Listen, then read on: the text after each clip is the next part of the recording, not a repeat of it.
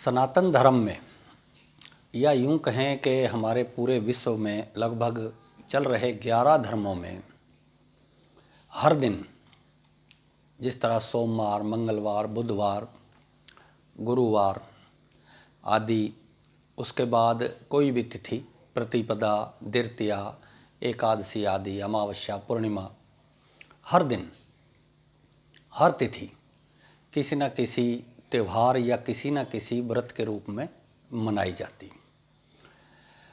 त्यौहार हर दिन भले ही ना मनाए जाते हों, लेकिन अपनी मनोकामनाएं, अपनी इच्छाएं पूर्ति के लिए जो एक बहुत छोटा सा उपाय है व्रत, इसको लगभग सभी परिवारों में कोई ना कोई माँ, कोई ना कोई बहन, कोई ना कोई भाई हर दिन हर तिथि को करते ही रहते हैं। एक बात। दूसरी बात ये है कि ये जो व्रत है उन कामनाएं, जिन कामनाओं के लिए किए जा रहे हैं, क्या ये कामनाएं उन एक दिन के व्रत करने से पूरी हो जाती हैं? क्यों कि जिस तरह कोई धनवान बनना चाहे और वो कुबेर का व्रत कर ले, तो क्या एक दिन के भूखे रहने से वो व्रत जो है सफल हो गया और वो धनवान हो गया? ऐसा नहीं है। यानी भूखा रहना व्रत का नाम है ही नहीं। एक बात। दूसरी बात, कोई भी व्रत, कोई भी उद्यापन हम या आप करने जा रहे हैं तो सबसे पहले उसकी शुद्धता का होना बहुत ज़रूरी है। जिस तरह और अनंत मुहूर्त हमारे सनातन धर्म में है, इसी तरह इन व्रतों का विधान भी बड़ा गूढ़ है। सबसे पहले तो किसी भी व्रत को आरंभ करने से पहले या उसका उद्यापन करने के समय ये देख लेना चाहिए कि गुरु और शुक्र जो हमारे तारे हैं वो अस्त ना हो, यानी मल मास ना हो। देवी पुराण में तो यहाँ तक भी बताया है कि बिना मुहूर्त, बिना शुद्धता के अगर कोई व्रत या उद्यापन किया जा रहा है या किया गया है तो उसका जो मांगलिक परिणाम है वो तो मिलेगा ही नहीं। दूसरा, उसके जो अनिष्टकारी परिणाम हैं वो खुद को भी भोगने पड़ेंगे और मित्र संबंधी यानी कि बेटे बेटियों को भी भोगने पड़ते हैं। यानी कि कोई भी व्रत हम शुरू करने जा रहे हैं या उसका उद्यापन हम करने जा रहे हैं तो वो तिथि शुद्ध होनी चाहिए। ये आप किसी भी अपने नज़दीकी विद्वान पंडित से, ब्राह्मण से आप पूछ सकते हैं। अब जो हमारा आज का उद्देश्य है कि व्रत शब्द है क्या। देखिए, हमारे सनातन धर्म के साथ अन्य देशों में भी एक कथा प्रचलित है, भगवान सत्यनारायण व्रत कथा। कथा में व्रत का शब्द आया है। कथा में शुरू में ही, कथा के प्रारंभ में भी बताया गया है कि व्रतम अस्ति ही महत्व पुण्यम स्वर्गे मृत्रे च दुर्लभम कृत्वा सघा सुखम भुक्त्वा परत्र मोक्षम आपन्नुयात्, के इस व्रत को करके सुख आदि प्राप्त करें और अंत समय में परलोक में मोक्ष भी प्राप्त करें। सत्यनारायण भगवान की कथा के शुरू में ही संस्कृत के श्लोक हैं, बताए गए। उसके बाद श्री भगवान ने जो बात कही है कि सम्यक विधानता, ये शब्द भी आया है कि इस व्रत को विधान से भी करें। अब ये विधान क्या है? यानी कि क्या एक दिन में कितना ही बड़ा व्रत हो, कैसी ही बड़ी तपस्या हो, अगर हम कितने ही बड़े अच्छे से अच्छे विधान से करें तो क्या ये व्रत महत्वपूर्णदायी है? जिस तरह से भगवान सत्यनारायण की कथा में बताया गया है कि इन लोगों ने इस व्रत को करके, देखिए पहले अध्याय में बताया गया है कि एक निर्धन ब्राह्मण था और उसको भगवान ने दर्शन दिए और सत्यनारायण ने अपनी कथा का विधान बताया और उसने उस व्रत को किया भी और उसका मोक्ष हुआ। दूसरे अध्याय में बताया है कि लकड़ी बेचने वाले ने ब्राह्मण से प्रेरणा लेकर इस व्रत को किया और उसे लकड़ी बेचने से दुगना मूल्य प्राप्त हुआ और उसने इस व्रत को किया और अंत में अनंत सुख भोग कर मोक्ष को प्राप्त हुआ। यानी समझने की बात क्या है कि क्या एक दिन के भूखे रहने से उस लकड़ी बेचने वाले ने ये व्रत करके और मोक्ष को प्राप्त कर लिया? नहीं। तो व्रत क्या था? ये व्रत था क्या जो उस लकड़ी बेचने वाले ने किया? उसके बाद तीसरे अध्याय में बताया है कि उल्कामुख नाम के जो राजा थे, उन्हें देखकर एक व्यापारी ने व्रत का संकल्प किया कि मेरे जब संतान होगी तब मैं ये महापुण्यदायक दुर्लभ मैं व्रत ये करूँगा।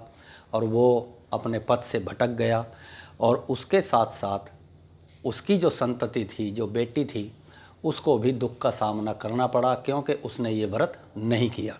यानी कि क्या वो एक दिन भूखा रह जाता तो उसके वो समस्याएं नहीं आती? ऐसा नहीं।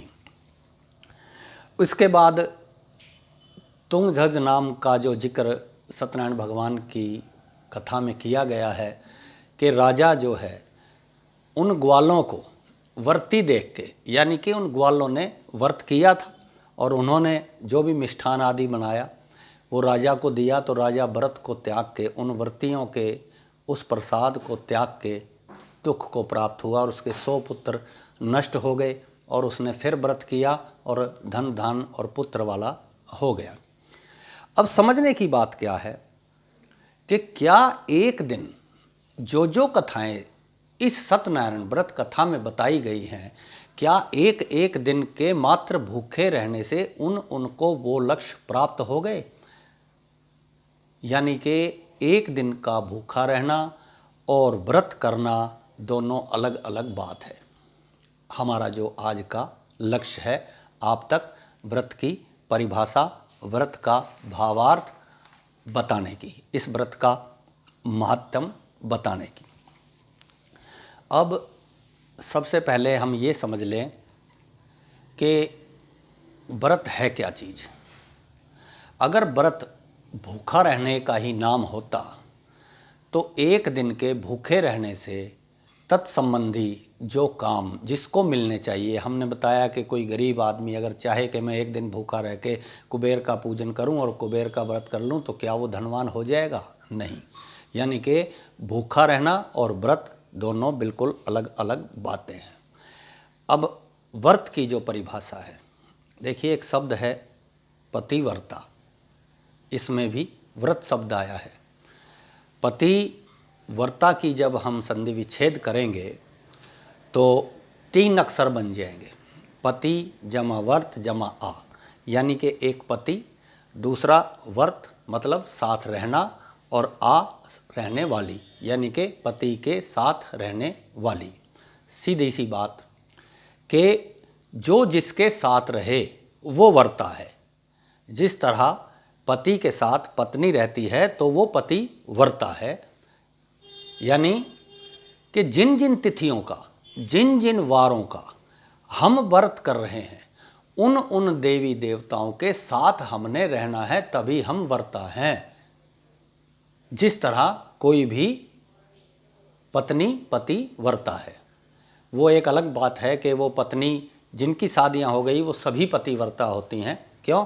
कि पतिवर्ता के आगे एक धर्मपरायणा भी शब्द है कि पतिवर्ता तो हो, साथ तो रहे, लेकिन धर्म भी परायण हो। यानी कि जिस तरह कुंती, मंदोदरी, सावित्री आदि आधे प्राण यमराज से वापस ले आई थी, इतनी बड़ी विदुषी माता सावित्री थी, तो वो धर्मपरायणा थी, लेकिन वो पतिवर्ता भी थी, यानी कि पति के साथ रहती थी। अब समझने की बात क्या है कि मान लो हमने सोमवार के व्रत किए या हम एकादशी का व्रत कर रहे हैं, तो सबसे पहले तो हमें ये जानना है कि हमारा उद्देश्य क्या है, उस व्रत को करने का उद्देश्य क्या है। ऐसा नहीं कि एक दिन सोमवार या एक दिन एकादशी का भूखा रह लिए और हमने अन्न नहीं खाया तो हमारा व्रत सफल हो गया। नहीं। क्यों? कि एक दिन में इतनी बड़ी उपलब्धि उस भूखे रहने से कोई भी देवता या देवी नहीं दे सकते। तो व्रत क्या हुआ? जिन जिन ने इन सत्यनारायण की कथा का ध्यान मनन आदि चिंतन किया, लकड़ी बेचने वाला ले लीजिए, अब मैं आपको मोटे दिमाग से समझा दूं कि लकड़ी बेचने वाले का जो उद्देश्य था अपने पेट भरने तक का सीमित था। उसके बाद जब इसने ये व्रत कथा सुनी कि जो जो व्रती थे उनका कल्याण हुआ, तो वो भगवान समर्पित हो गया। उसके बाद जब लकड़ी बेचने चला, जब भगवान समर्पित हो गया यानी कि वर्ता हो गया, भगवान के साथ रहने वाला हो गया, तो उस दिन से उसे उस लकड़ी का दुगना मूल्य मिलने लगा। कैसे मिलने लगा? कि वो जो लकड़ी जहाँ डालने जाता था उससे पहले किसी ने उसको रोका। सकन पुराण की कथा है और सकन पुराण में पूरी डिटेल से ये बात भी बताई गई है कि उस लकड़हारे को पहले ही, उस स्थान से पहले ही किसी ने रोक लिया और पूछा कि भाई वहाँ कितने में डालते हो ये लकड़ियाँ? तो कहा कि जी मैं तो जो भी था उस समय का रेट 5 रुपये में डालता हूँ।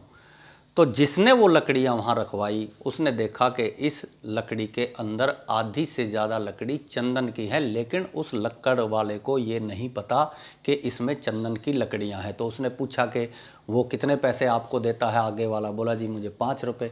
बोला आपका सफ़र भी बचेगा और आप यहाँ 7 रुपये में डाल दिया करो। यानी कि धीरे धीरे वो धन पुत्र वाला हो गया और मोक्ष को प्राप्त हुआ। क्यों? कि उसी दिन से उसने ये व्रत कर लिया कि मैं आज से सत्यनारायण के साथ रहूँगा। ये व्रत का मतलब है, सारांश है, और यही व्रत का भावार्थ भी।